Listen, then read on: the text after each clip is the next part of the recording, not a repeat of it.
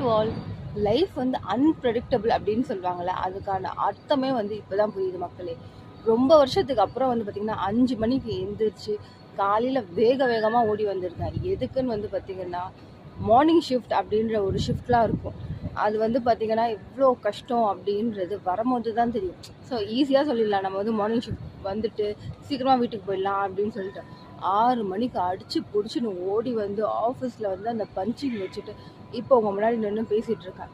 So ரொம்ப நாள் வந்து நல்லா நினச்சிருக்கேன், சரி நானே அப்படி தான் நினச்சிருக்கேன், மார்னிங் ஷிஃப்ட்லாம் வந்துட்டால் சீக்கிரமாக வீட்டுக்கு போயிடலாம்ல அப்படின்னு சொல்லிட்டு. ஆனால் காலையில் வந்த உடனே டீ காஃபி எதுவுமே இது பண்ணாமல் ஒர்க்கில் உட்காந்துட்டு அதுக்கடுத்து அந்த ஒர்க்கை முடிச்சுட்டு அப்புறம் தான் ஒரு டீ காஃபி கூட எடுத்துக்க முடியும். அவ்வளோ கஷ்டம். ஸோ ரொம்ப படிக்கும் போது கூட வந்து பார்த்திங்கன்னா 5 மணி அந்த மாதிரிலாம் எந்திரிச்சதே கிடையாது. இன்றைக்கி வந்து பார்த்திங்கன்னா சாலிடாக 5 மணிக்கு எந்திரிச்சு 5:50 ரெடி ஆகி வந்து இப்போது உங்கள் முன்னாடி நின்று வீடியோ போட்டுட்ருக்கேன். ஸோ பஞ்சிங் வச்சுட்டு சீக்கிரமாக போகணும். ஆல்ரெடி வந்து பார்த்திங்கன்னா 6:15 ஆகிடுச்சு. ஸோ நான் உள்ளே போயிட்டு பக்காவாக என்னோடய ஒர்க்கை முடிச்சுட்டு அதுக்கடுத்து என்ன நடந்தது அப்படின்றத உங்கள்கிட்ட சொல்கிறேன்.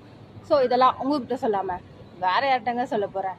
So already getting too late, கடமைக்கு நேரமாச்சு. ஸோ இந்த வீடியோவை நான் முடிக்க வேண்டிய டைம் வந்துடுச்சு. டாட்டா.